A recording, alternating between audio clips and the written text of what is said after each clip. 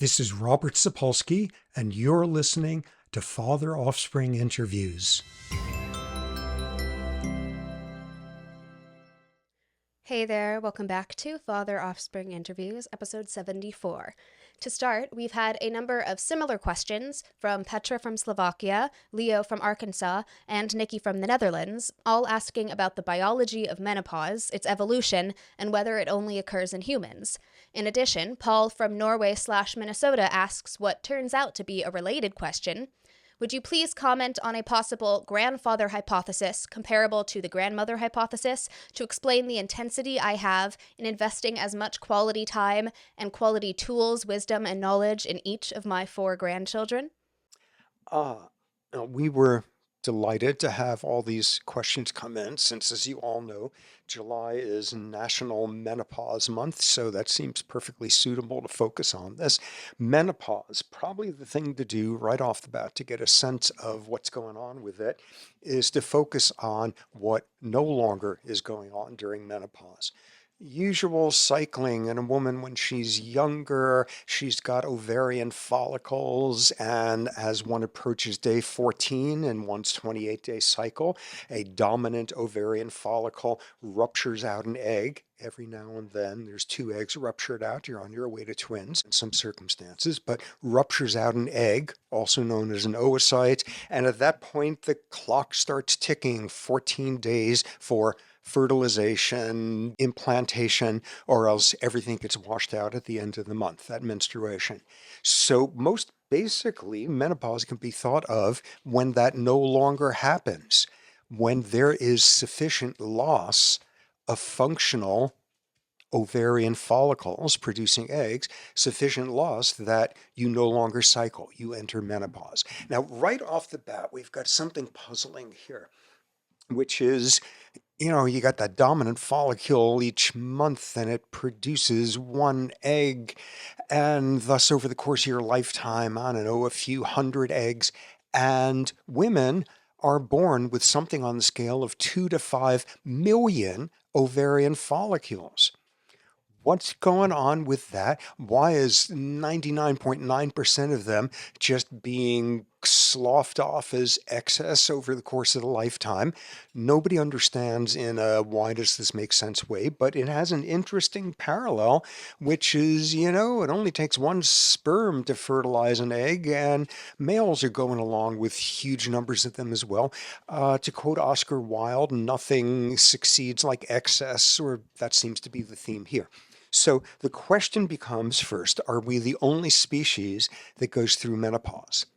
And the answer used to be pretty clear, which was, yeah, nobody else does. Nobody else has anything dramatic like this. And in retrospect, this was before people got really good in zoo populations at keeping animals to hale and hardy old ages, living much longer than they previously lived, living much longer than they typically do out in the wild. And you see that a wide range of species have something resembling menopause, something resembling as in there's a decline in egg number and eventually the system fails. So where do you see some interesting variations on that? Other apes have something much more like us, which is not, just sort of fertility is going down, but rather a sharp cutoff, a cliff. In humans, typically around age 50 or so, other apes somewhat earlier given their life histories. So that's kind of unique. But then you look at whales, and not just any whales, but toothed whales. Something about being a whale with a tooth means you go through menopause. Pilot whales, killer whales, false killer whales, narwhals, belugas, and just thinking that baby beluga going through menopause is sort of unsettling. They do this also.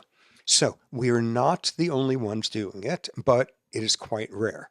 And what's most distinctive about us humans, is we have the longest post-reproductive lifespan of any primate.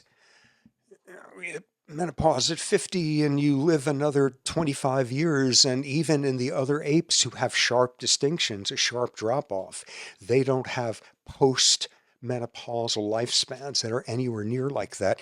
So we've got this mystery there, which is, why is it so long? Why have we evolved this? And a very simple answer turns out to be totally incorrect, which is saying, look at us. We used to be savages. We were short, nasty, and brutish. Nobody ever lived long enough to go through menopause. That was completely this artifactual thing of the West producing longer lifespans, and it's had no impact on evolution because it was highly unlikely to happen.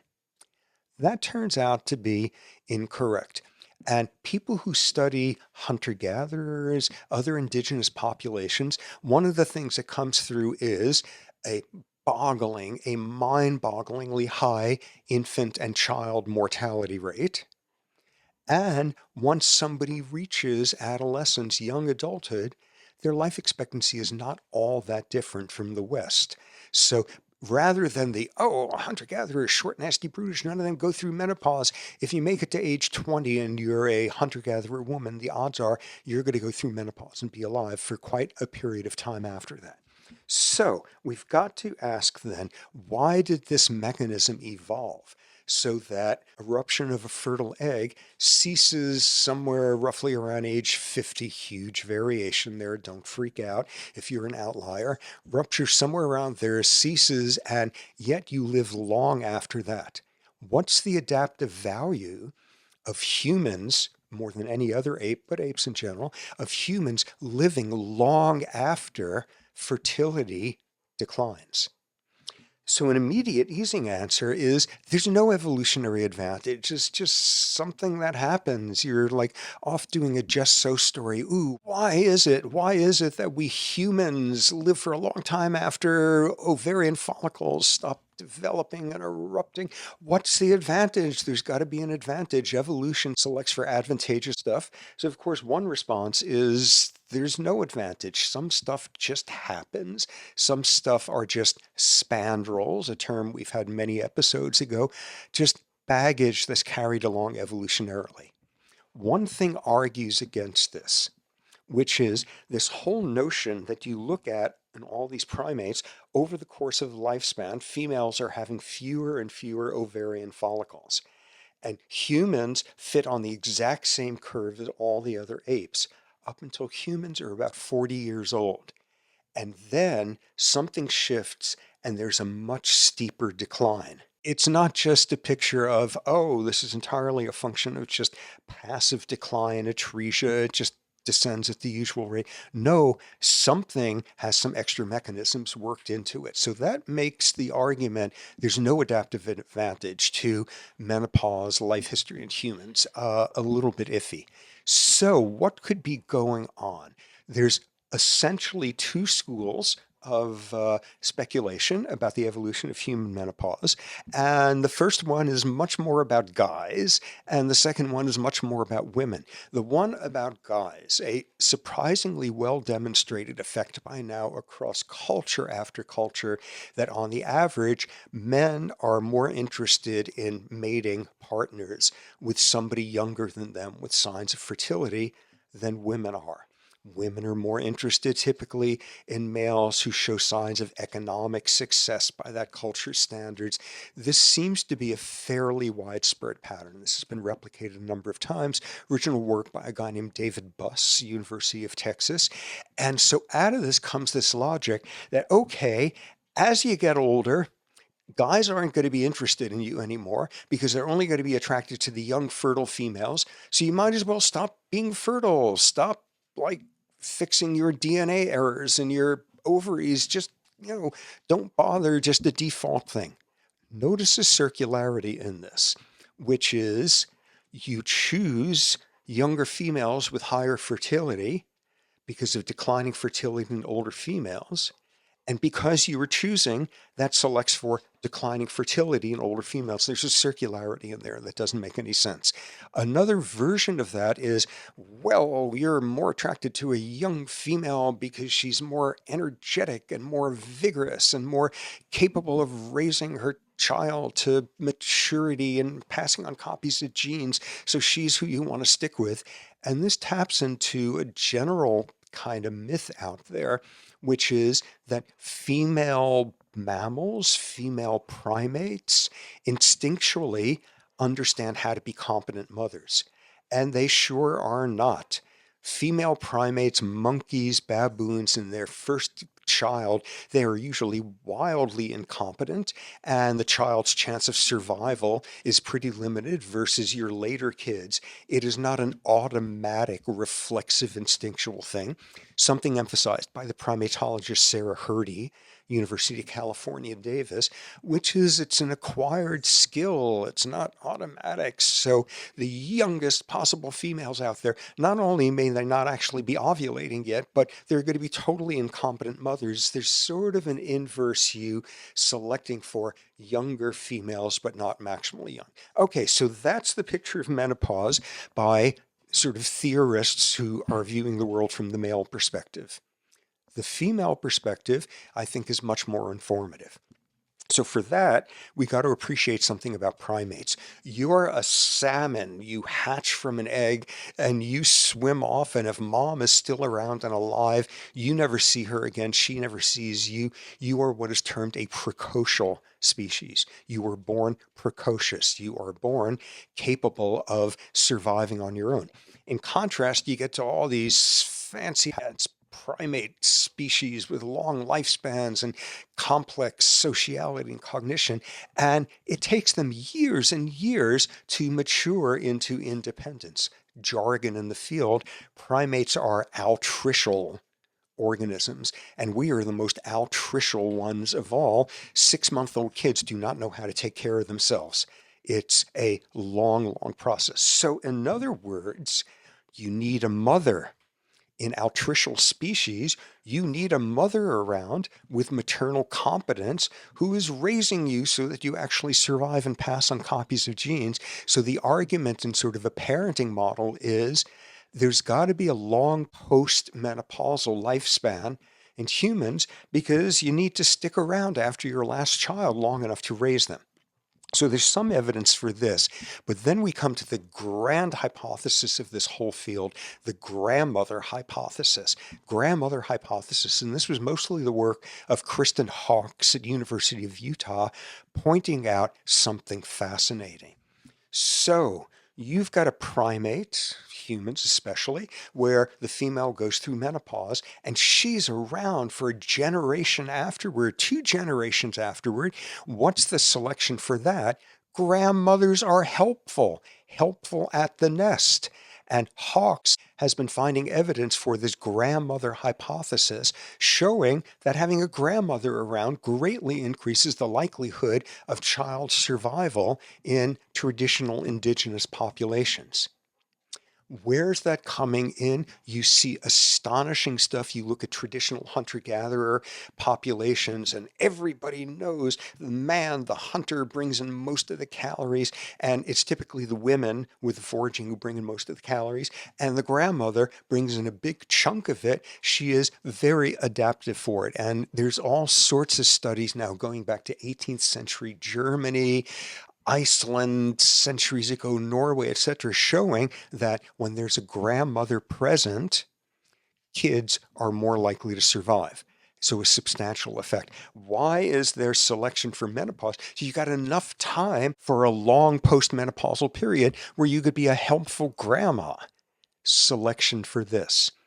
And what you see is there's actually a fair amount of support for this grandmother hypothesis, a broader version of it. It not just is the grandmother of this particular kid, but having old ladies around is very good for group survival. For example, in herds of elephants, the older the oldest matriarch is, the better the child's survival rate because she knows what's going on and she remembers that famine 50 years ago and it was that valley where stuff still had water and cultural memory. Long lived postmenopausal females of species like humans and elephants And whales, as it turned out, have an advantage with that. So the grandmother effect, having a grandmother around who's not having to raise her own kid because she's postmenopausal, she's able to greatly increase the likelihood of a grandchild surviving in traditional populations, indigenous populations. Okay, so that's very interesting. We start to have some complications here with it, which is a feature of sort of human anthropology in that cultures, traditional cultures, tend to be matrilocal or patrilocal. You get married and you spend the rest of your life with your husband in the group you grew up in. You get married and you spend the rest of your life in the group your husband grew up in. And something that you see is humans, more than any other primate, any other ape, show female dispersal. The general pattern in traditional human cultures is females move to the village, the dwelling of their husband. So now we have the question, so who's grandma there? Is it the maternal grandmother or the paternal? And as soon as you bring in a paternal grandmother, you've got this very squeaky, embarrassing issue in this whole field, which is like, okay, so you're grandma and your son is married to this woman who's from some other village and they have their grandchild, and you're deciding in the cold economic logic of sort of evolutionary investment how much effort to put into the survival of the kid. And because your child is your son rather than your daughter, you can't be certain that he's really the parent. Maybe she was cuckolding him. There's paternity uncertainty. And then the next step down to the level of grandchildren as well. Paternal grandmothers have a slightly weaker investment incentive to invest in grandchildren because there's the possibility that that is actually not the descendant of their son. And what studies suggest is, I don't know, roughly 10% of births, the person claiming to be the father is not actually the father. Okay, so that seems to explain everything. Grandmother hypothesis explains a ton. It's a lot more powerful in matrilocal cultures than patrilocal ones. Nonetheless, patrilocal, which are more common, that goes on as well, just not as strong. And the majority of non-human primate species have male dispersion at puberty. So this is like a distinctive feature of humans. So we get wonderfully supportive evidence for this picture of grandmother effects coming in when you look at whales, all those whales with teeth. And what you see is, as noted before, they have a long post-reproductive lifespan. And what you see is there are grandmother effects. Having grandma around increases the likelihood of a grandchild surviving. It works. But then you got counter evidence because you look at something like chimps or gorillas who have postmenopausal long lifespans, and they don't show any grandmother effects. It's pretty much only humans and all those toothy whales. So the issue is far from clear at this point. Okay, back to Paul's question, where do grandfathers fit into this?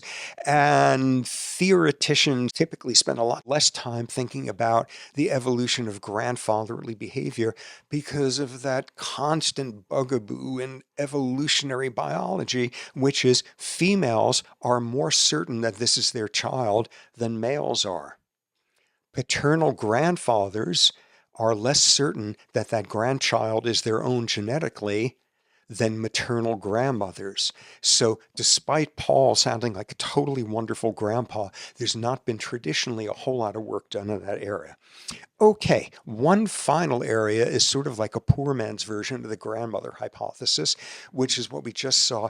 Ooh, you want postmenopausal females around because they could put energy into helping out with their grandkids. Grandmother hypothesis. A low-rent version is you want them around because and be postmenopausal because at the very least they're not competing with the younger generation for child rearing resources. And you see something interesting in humans. The average intergenerational gap in human populations is much wider than in any other ape. which is to say, all the time you get a female who is pregnant and her mother is pregnant at the same time. That is a common thing among non-human primates, and you hardly ever see that in humans. And when you see that, child survival of both kids in the equation is greatly decreased. So that's a picture of just decreased competition. Push grandma into this sort of post-reproductive state where if she's not going to help out and pay for the ice skating lessons, at least she's not going to compete for her kid entering pre-K. And what you see in a case like that is a weird version of a pattern seen in a lot of primates. Primates tend to be pair bonders that are cooperative breeders. For example, South American monkeys like marmosets and tamarins. You've got a breeding pair, monogamously bonded, adults, and a bunch of kid sisters and younger cousins. And what the two dominant individuals do is basically harass these guys into being infertile, stress-induced infertility. And what do these guys do? They help out at the nest. They wind up being helpful nieces and nephews and whatever, that's the case. The argument has been made that human menopause represents something similar, except now the population, the generation that doesn't reproduce, is pushed to after the reproductive generation rather than before. Okay, so there's been all sorts of speculations about that. So that's the deal with menopause, the evolution of, and glad we got a bunch of questions about that. Next, Beth from New York/Panama says, so some capuchin monkey adolescent males seem to be kidnapping baby howler monkeys on an island off the Pacific coast of Panama. The researchers from Max Planck think that maybe they are just bored and are doing this for fun. What do you make of it? This is a totally interesting phenomenon when it hit the news and very mysterious. And let me give you details about it. Okay, so two types of Central American monkeys, capuchin monkeys and howler monkeys. And once there were two islands in the Pacific off the coast of Panama, first one called Coimbra, which is about 30 miles off the coast, and the next one called Jicaron, which is about another 2 or 3 miles. And they both have populations of capuchins and howlers and essentially no human inhabitants. The first island used to have one of Earth's most nightmarish penitentiaries that was apparently run by the dictator Manuel Noriega, and that has been shut down now, but you can go on Google Earth and try to get even the slightest glimmer of what hell that place would have been. But that is closed, and the two islands are uninhabited, and they somehow have monkeys that got there from 30 miles from the mainland.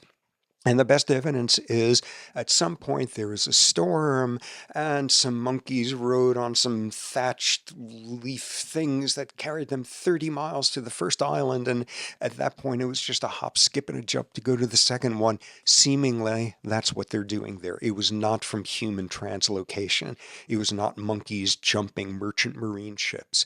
So, a number of months ago, something totally interesting was reported on the smaller island, Jicaron, which was researchers, primatologists from the Max Planck Institute had set up cameras all over the bush there in order to film, take still photographs of howlers and capuchins going about their business. And one of the researchers was going through the archives and spotted something that seemed very strange, which was a monkey coming along past the camera carrying an infant. Two weird things about it. First off, this was a male monkey, not a female. That doesn't usually happen. Next weird thing, this monkey, this young adult monkey, adolescent monkey, was a capuchin carrying a howler monkey. And it looks as if one individual capuchin started this behavior and was observed to carry around 4 different howler monkey babies at various points. They were all estimated to be less than 4 weeks old. And then, in a grand display of cultural transmission, a few months later, 4 of this capuchin's buddies started doing the same thing. They started carrying around howler monkeys, infants, howler monkeys on their backs, occasionally holding them underneath their torso. This does not happen. This does not happen with young males. This does not happen with young males Capuchins doing this with howlers. So very, very puzzling. So, of course, the question becomes, what's going on? And what's going on right off the bat is poignant and kind of tragic, because what they've since observed is these young male capuchins come and aggress an infant away from its parents, its howler monkey parents, who are very distressed and give all sorts of alarm vocalizations afterward, and they wrest the kid away from them. Why? Who knows? But things go downhill from there, because what do you know? These young male capuchins don't know how to nurse a howler monkey. They're not lactating a whole lot. They're not especially competent. And really sadly, virtually every one of these howler infants winds up dying.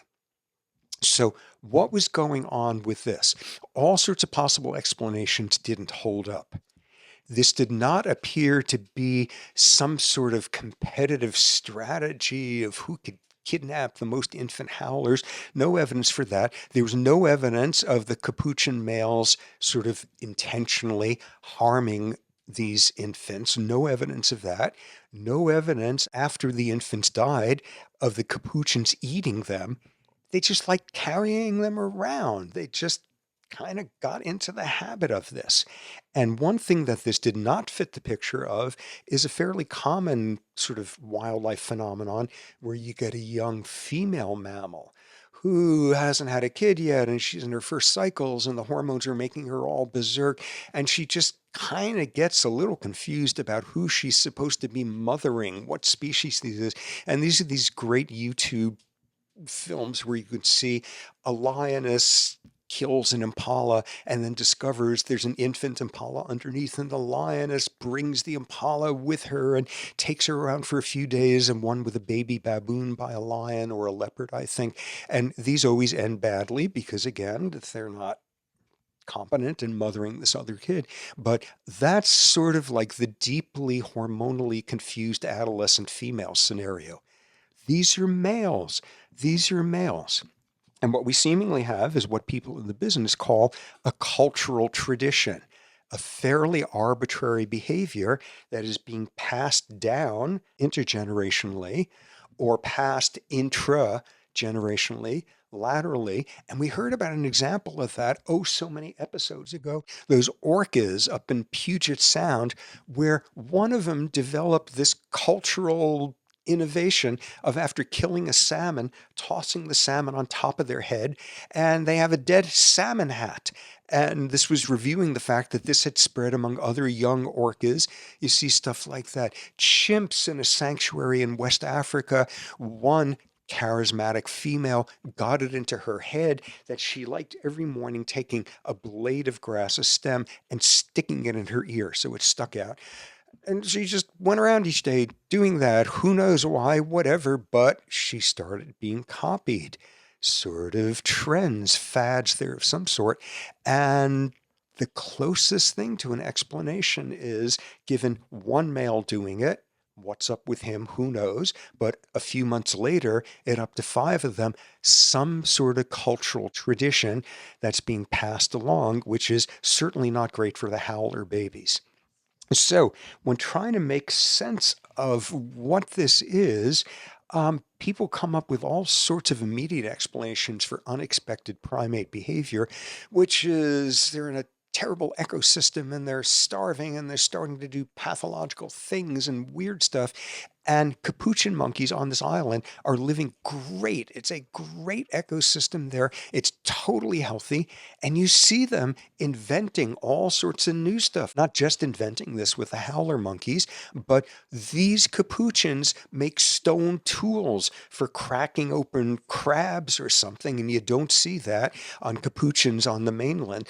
They've invented stuff. And one of the researchers at the Max Planck gave a great way of thinking about that, which is sometimes necessity is not the mother of invention. Sometimes boredom is. And the best estimates are, as in that question, that they got enough to eat. There's plenty of food. They're young males, so no one's willing to mate with them. So they might as well, I know, let's go steal babies. Let's go knock over cows. Let's go do stuff like that. And we see, I think, a much more sanguine version of that idea in the work of the psychiatrist Stuart Brown, who was the founder of the National Institute for Play, who famously said, the opposite of play is not work. The opposite of play is depression. And these are animals in an optimal habitat just generating life complexity. Finally, Vanya from Serbia says, are there any cases of jumping genes observed in humans? Is there any behavior that would arise from jumping genes?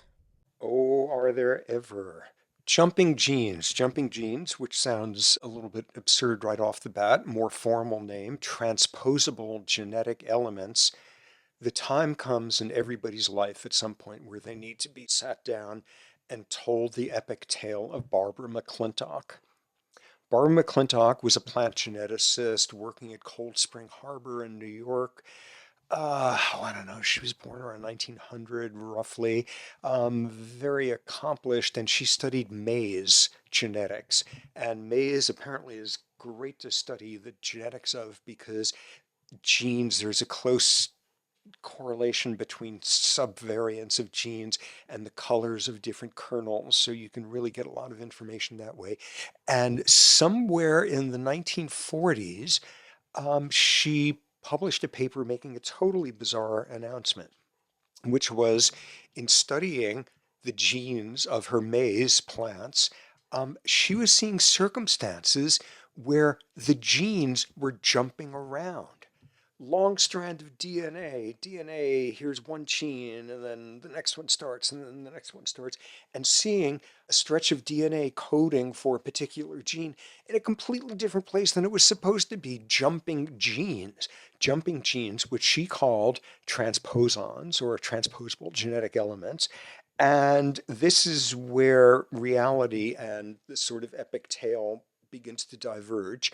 And the version that is meant for, heart-rending drama is no one would listen to her. Everyone said she's out of her mind.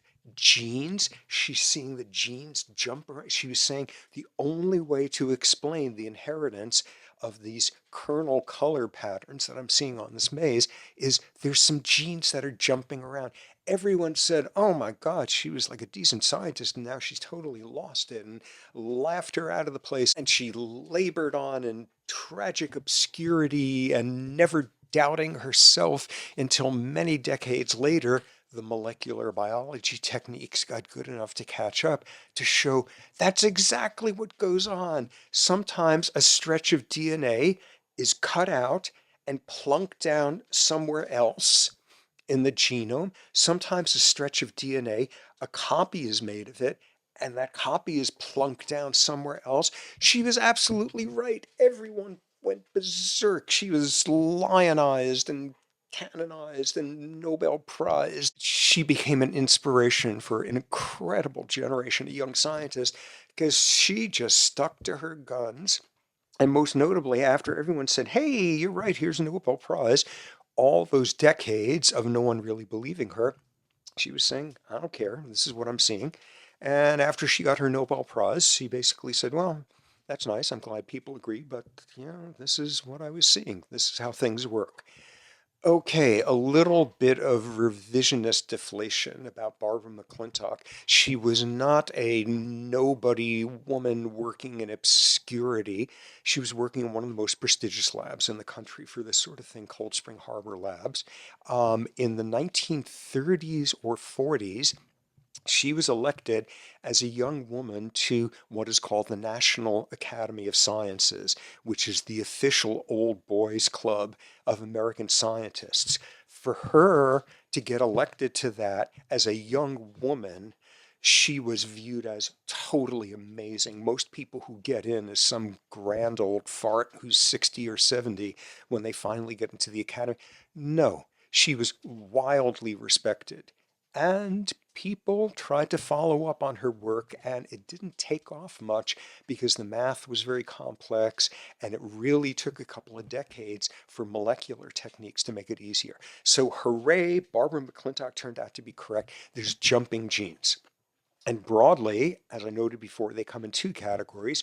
One is there's some transposase enzymes that come and snip out the DNA for a gene and lift it out and plunk it somewhere else completely randomly.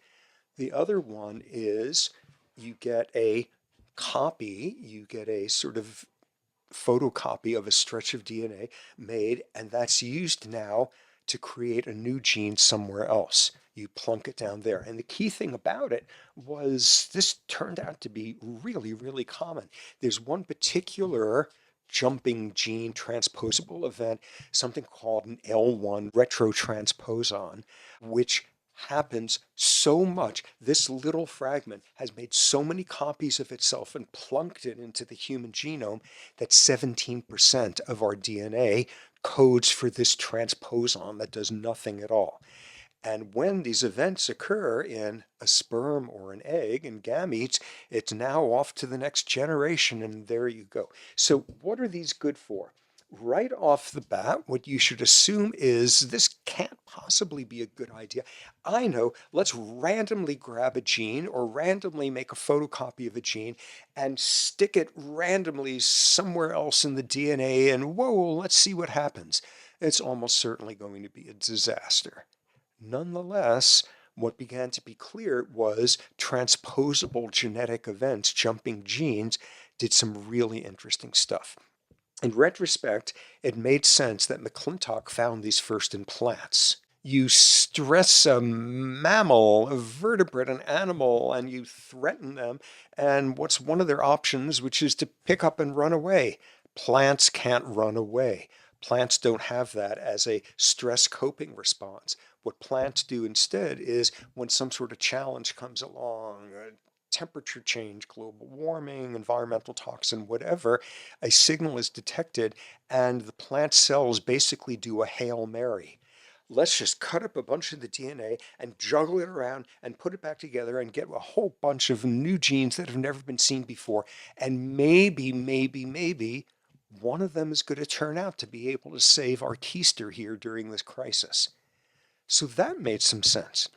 But then people began to realize it wasn't just plants, it was pathogens, and it was humans fighting off pathogens.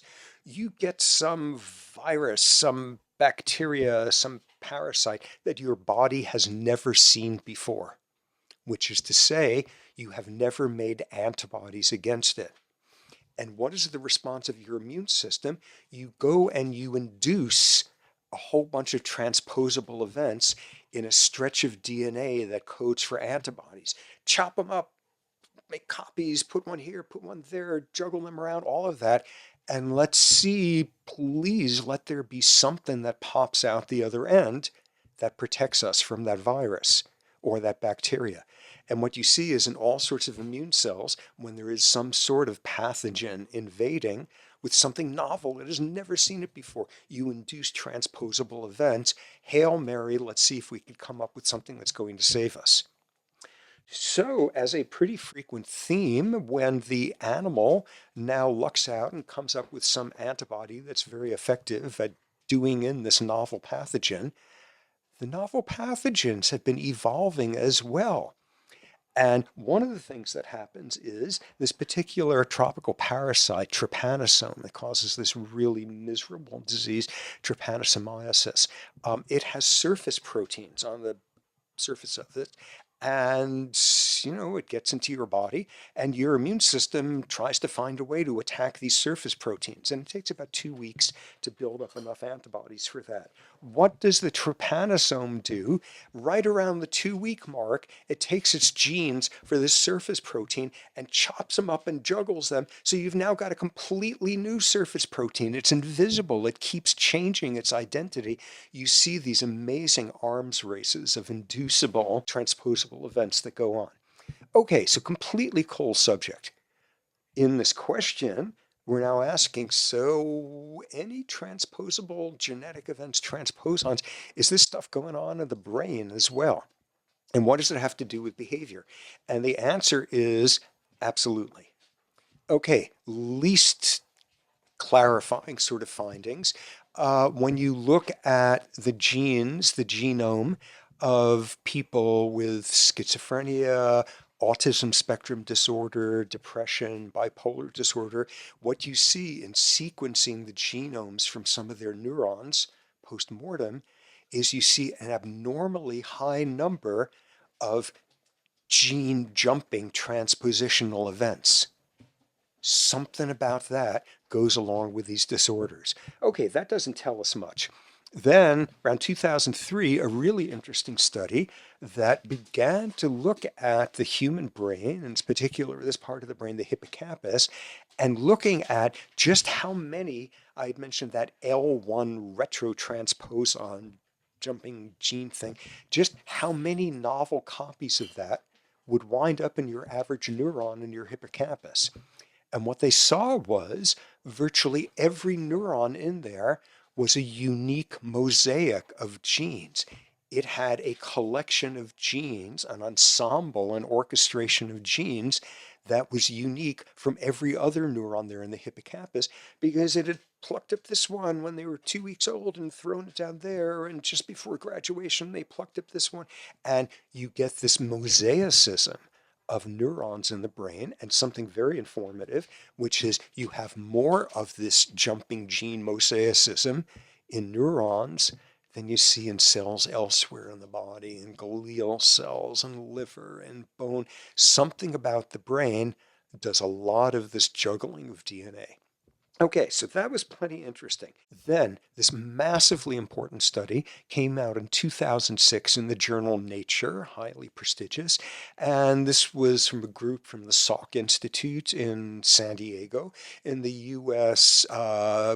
Rusty Gage was the lead scientist on it. Alison Muatri was the first author on it.